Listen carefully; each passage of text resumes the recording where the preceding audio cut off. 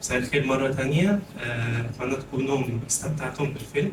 واحد ما كانش موجود حابب أقول لكم أأكد إن إحنا معانا دلوقتي جلسة أسئلة وأجوبة تكون ما بين المخرجة كلارا كرافت سوفت ومنجونة. برحب بيك أوي يا عمر، اتفضل معانا.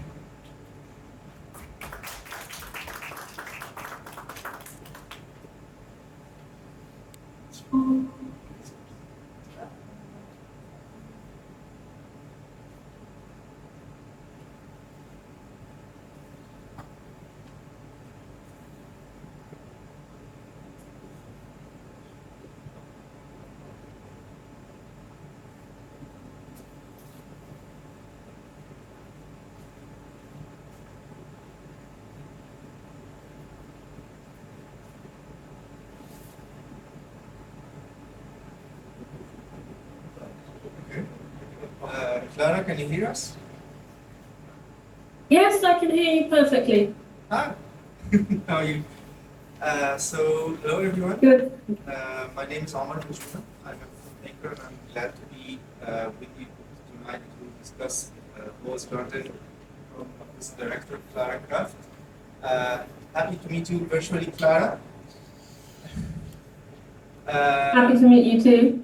So I'm going just to start the discussion with a curious question of mine first, and then we can leave room for the audience to interact as well.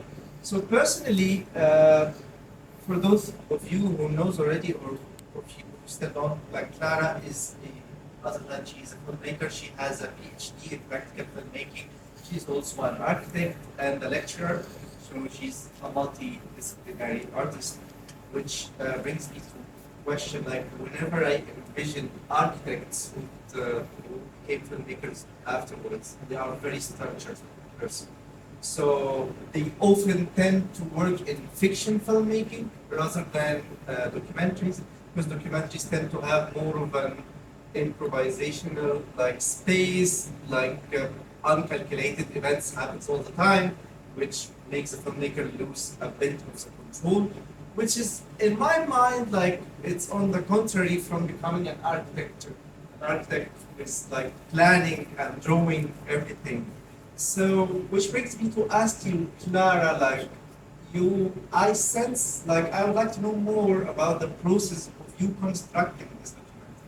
So, researching Jeffrey Bawa, did you like break down all of his works and like forms and interest to you, and then decided to make continuous visit and interact with the places and the people who knew him first, or did it start in a more spontaneous way? I would like to know more about this process. Thank you so much, and it's great to be here with you guys. Yeah, it's a very interesting question. I mean, essentially, when I think about when I think about my films, I really think about them like buildings. In other words, I try to imagine what the spaces of the film is like and how you enter that space, what you do once you're inside the space, what do you see, what kind of windows are open or closed, what kind of doors you open as you move through the spaces of the film. So I think about it very much like a spatial practice. So I imagine the audience walking with me through this building, through this film, and what they feel and what they see in a similar way as architects think when they design the space and when they design a building. So in that sense, but that process really much in the editing, I would say, that, you know, because at that point you know what material you have. And it's very interesting when you talk about that you feel that fiction work is closer to architectural work. And at the beginning of the project, I treat it very much like a fictional film. So even if I do not know who I'm going to meet and who I'm going to speak to, I set it up really much like I set it as a road movie where I expected certain things to happen. Of course, different things happen. So the documentary aspect of it really comes in huge, where you have to be open to accidents and you have to be open to what is around you.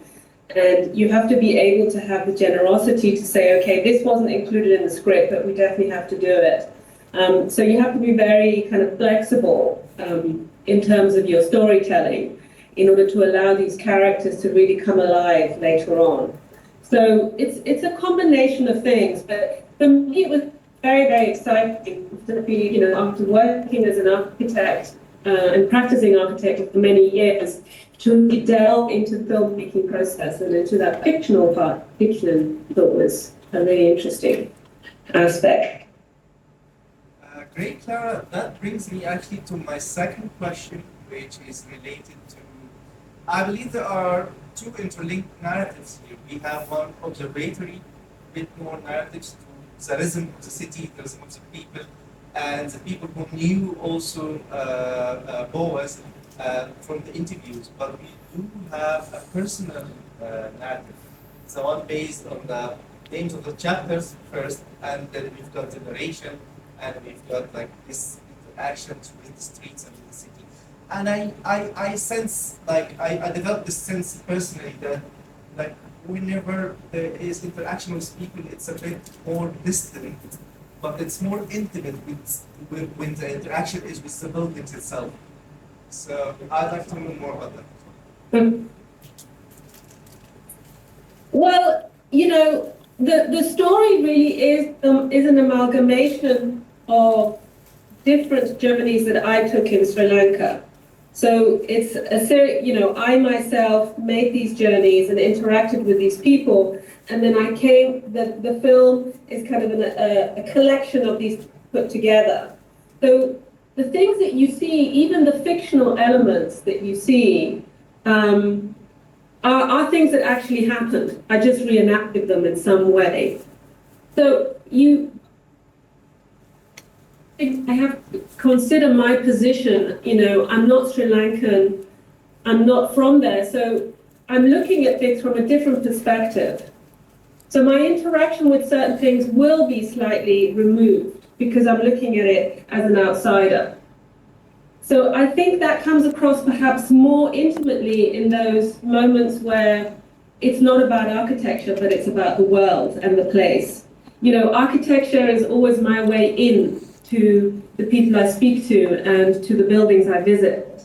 So that's when I can get much more intimate with the place and the people. When it comes to the location and the city and the daily interactions, I have to kind of, it's new for me. So I wanted the camera also to pick up that there is a certain kind of distance that happens. So therefore my vision is very particular to me and what I see, and if somebody else were to go there and look at what's buildings, they might have a completely different understanding of Colombo, of the buildings, of etc. It was important to portray that. And I believe this also was reflected in your vision, portraying the glimpse of Bawa's vision, like using his sense of tone rather than color to portray some parts in black and white. This was also trying to adapt his own point of view into the storytelling. And I believe this was like very related to what you mentioned, that people think architectures last forever, but actually what lasts is the photographic memory of them. So, which brings me, how do you think this reflects on the modern urban development of our city, getting like more like further from nature and from this instinctive way of architecture? Yeah, I think, one of the reasons I wanted to make this film is because I think we're moving away from that, and I think that's a real problem in urban design and in architecture, that we are viewing, our understanding of the natural environment and our understanding of environment is becoming further and further apart. And increasingly, we try to address these issues as if they are only problems and they're only kind of technological or specific problems environmental problems that we have to deal with. But as architects, I think it's important to think about the environment and the natural environment as part of our culture and build it into the culture of our buildings, not as something that can be resolved by somebody else. And that is something that Jeffrey Bawa was incredibly good at. He understood the climate and the local conditions, and what kind of architecture was required, rather than fitting an architecture into the locality that might, possibly might make his client happier, but definitely would not be in tune with the place. So this understanding of site and this understanding of place was something that I really wanted to explore and to show, because that's what Bawa did. He really tried to work with the environment that he was in. And unfortunately, we do that less and less. And we have and I think part of the problem is because our environments are constantly changing, our technology is changing, who we are is changing, how we relate to the environment is changing. And we don't reflect enough about this new version of our lives and how we could make it much more in tune with the environment we're in. So it's a learning process, and I think an incredible, very important conversation that we need to have a smart box. Okay, I think it's time to leave some space for the audience. Be with us if you have any question.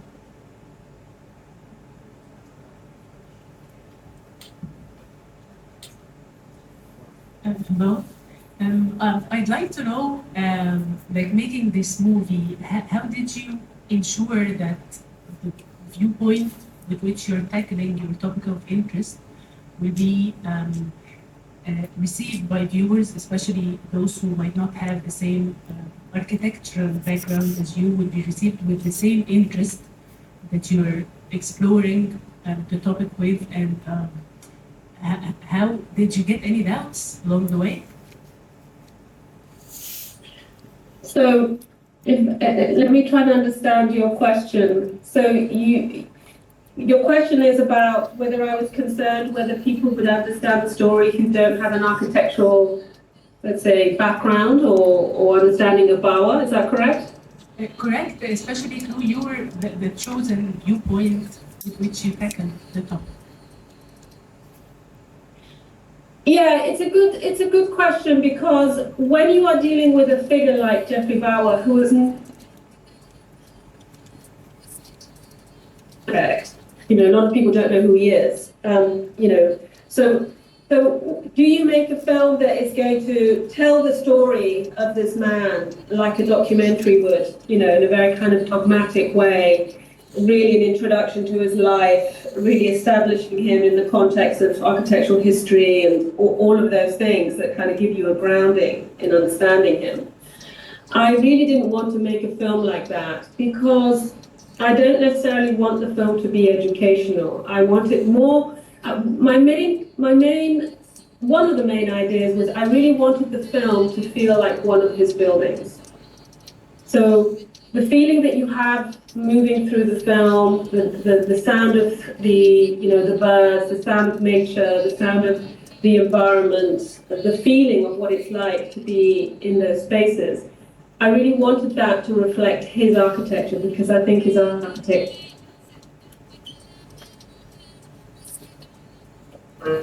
So you don't really actually, in order to, when we visit a local architect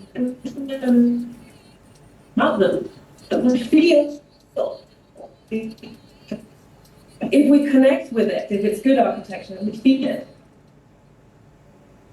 That's a little bit how I approach the film.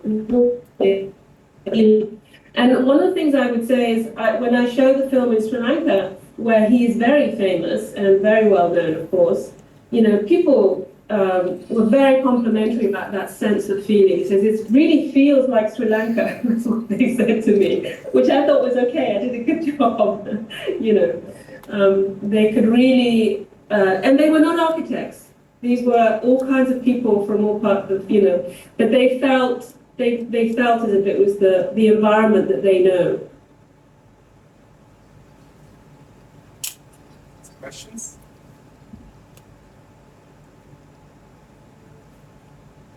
Okay, thank you so much, Clara. It was very nice being with you this evening. Thank you. And thank you for sharing. Thank you, and I wish I could have been with you. It looks like a fantastic festival. Well done. Congratulations, guys. It looks great.